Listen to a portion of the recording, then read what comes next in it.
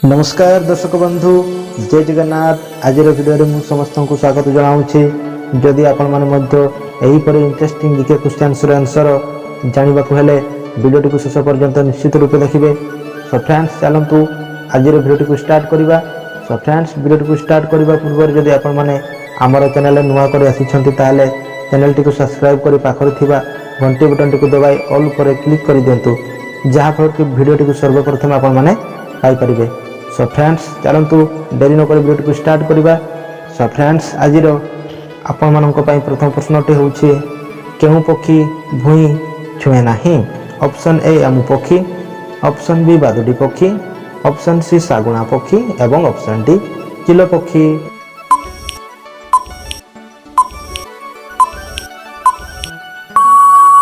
सो friends यार सठिक उत्तरटी हूँ ऑप्शन बी बादुडी पक्षी। बादुडी पक्षी भूई छुए नाही। सो फ्रेंड्स एबे देखिबा परवर्ती प्रश्नटी महुमाछी कामुडिले केउं रोग होइथाय। ऑप्शन ए हइजा रोग, ऑप्शन बी मलेरिया रोग, ऑप्शन सी कला ज्वर एवं ऑप्शन डी मधुमेह रोग।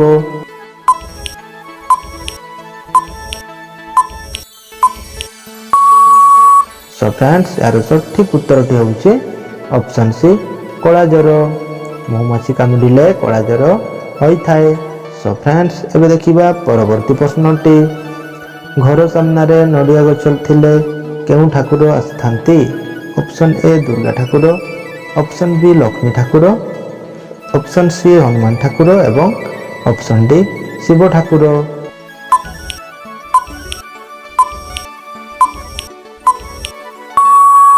सो फ्रेंड्स यार सठिक उत्तरटी हूँ option B Lakshmi Thakur.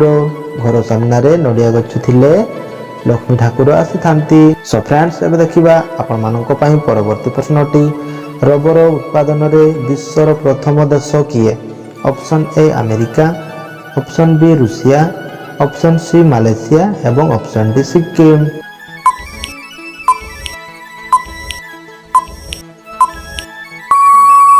So friends यार सठिक उत्तरटी हूँ ऑप्शन सी मालयसिया।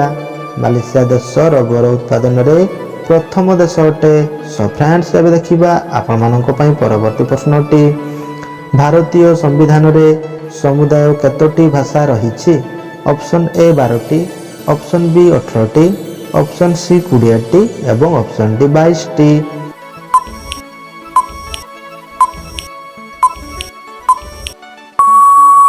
सो फ्रेंड्स यार सठिक उत्तरटी हूँ option D 22टी।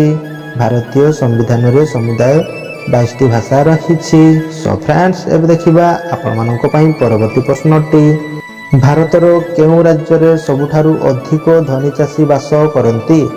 Option A Bihar राज्य रे, ऑप्शन बी केरल राज्य रे, ऑप्शन सी पंजाब राज्य रे एवं ऑप्शन डी ओडिशा राज्य रे।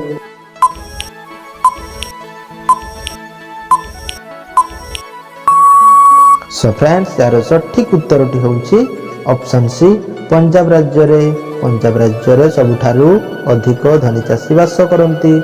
सो फ्रेंड्स एबे देखिबा आपण मानक पई परवर्ती प्रश्नटी विश्वर केउं देश रे मोटा हेबा एक दंडनीय अपराध अटे। ऑप्शन ए जापान देश रे, ऑप्शन बी इंग्लैंड देश रे, ऑप्शन सी तुर्की देश रे एवं ऑप्शन डी भूटान देश रे।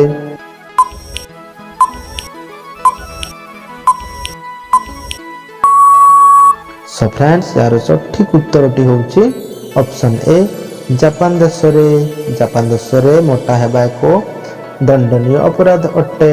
सो फ्रेंड्स एबे देखिबा आपण मानक पई परवर्ती प्रश्नटी केउं मिठा खाइबा द्वारा बुद्धि प्रखर होइथाय।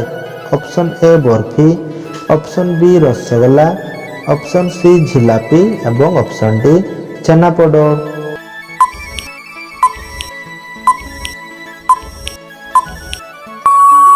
सो फ्रेंड्स यार सठिक उत्तरटी हूँ option B rasgulla.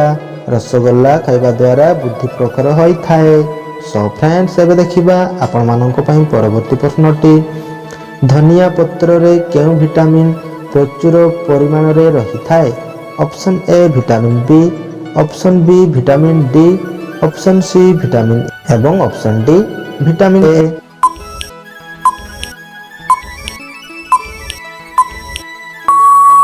Show friends ଏହାର ସଠିକ୍ ଉତ୍ତରଟି ହେଉଛି ଅପସନ୍ ଡି ଭିଟାମିନ୍ ଏ। ଧନିଆ ପତ୍ରରେ ଭିଟାମିନ୍ ଏ ପ୍ରଚୁର ପରିମାଣରେ ରହିଥାଏ। ସୋ ଫ୍ରେଣ୍ଡସ୍ ଏବେ ଦେଖିବା ଆପଣମାନଙ୍କ ପାଇଁ ପରବର୍ତ୍ତୀ ପ୍ରଶ୍ନଟି। କେଉଁ ଜୀବ ତାର ଜିଭ ଦ୍ୱାରା ଶ୍ୱାସକ୍ରିୟା କରିଥାଏ? ଅପସନ୍ ଏ ବିଲେଇ, ଅପସନ୍ ବି କଇଁଛ, ଅପସନ୍ ସି ସାପ ଏବଂ ଅପସନ୍ ଡି ବେଙ୍ଗ।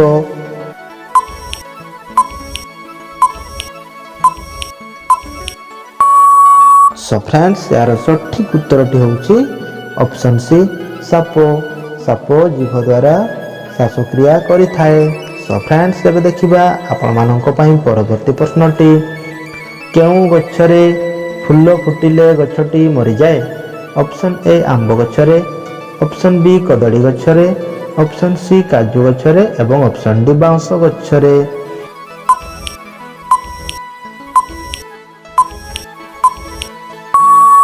ସୋ ଫ୍ରେଣ୍ଡସ୍ ଏହାର ସଠିକ୍ ଉତ୍ତରଟି ହେଉଛି ଅପସନ୍ ଡି ବାଉଁଶ ଗଛରେ। ବାଉଁଶ ଗଛରେ ଫୁଲ ଫୁଟିଲେ ଗଛଟି ମରିଯାଏ।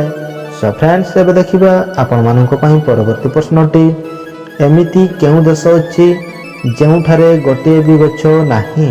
ଅପସନ୍ ଏ ଜାପାନ ଦେଶରେ, ଅପସନ୍ ବି ଜର୍ମାନୀ ଦେଶରେ, ଅପସନ୍ ସି କତର ଦେଶରେ ଏବଂ ଅପସନ୍ ଡି ଆମେରିକା ଦେଶରେ।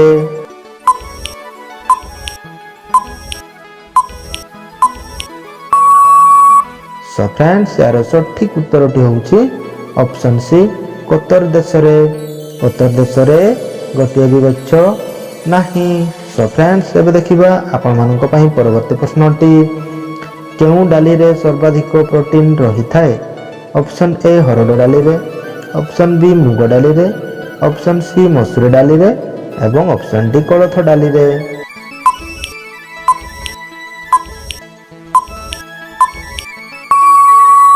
ସୋ ଫ୍ରେଣ୍ଡସ୍ ଏହାର ସଠିକ୍ ଉତ୍ତରଟି ହେଉଛି ଅପସନ୍ ବି ମୁଗ ଡାଲିରେ। ମୁଗ ଡାଲିରେ ସର୍ବାଧିକ ପ୍ରୋଟିନ୍ ରହିଥାଏ। ସୋ ଫ୍ରେଣ୍ଡସ୍ ଏବେ ଦେଖିବା ଆପଣମାନଙ୍କ ପାଇଁ ପରବର୍ତ୍ତୀ ପ୍ରଶ୍ନଟି। ବିଟ୍ ଖାଇଲେ ଶରୀରରେ କ'ଣ ଶୀଘ୍ର ବଢ଼ିଥାଏ?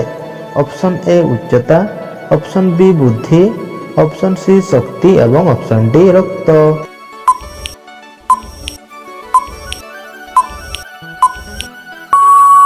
ସୋ ଫ୍ରେଣ୍ଡସ୍ ଏହାର ସଠିକ୍ ଉତ୍ତରଟି ହେଉଛି ଅପସନ୍ ଡି ରକ୍ତ। ବିଟ୍ ଖାଇଲେ ଶରୀରରେ ରକ୍ତ ଶୀଘ୍ର ବଢ଼ିଥାଏ। ସୋ ଫ୍ରେଣ୍ଡସ୍ ଏବେ ଦେଖିବା ଆପଣମାନଙ୍କ ପାଇଁ ଶେଷ ପ୍ରଶ୍ନଟି।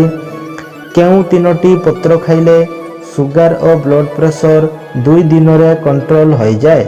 ଅପସନ୍ ଏ କଲରା, ପିଜୁଳି ଓ ଆମ୍ବ, ଅପସନ୍ ବି ଲେମ୍ବୁ, କଲରା ଓ ପିଜୁଳି, ଅପସନ୍ ସି ଲେମ୍ବୁ, କଲରା ଓ ନିମ୍ବ ଏବଂ ଅପସନ୍ ଡି ତୁଳସୀ, ତରକାରୀ ପତ୍ର ଓ ନିମ୍ବ।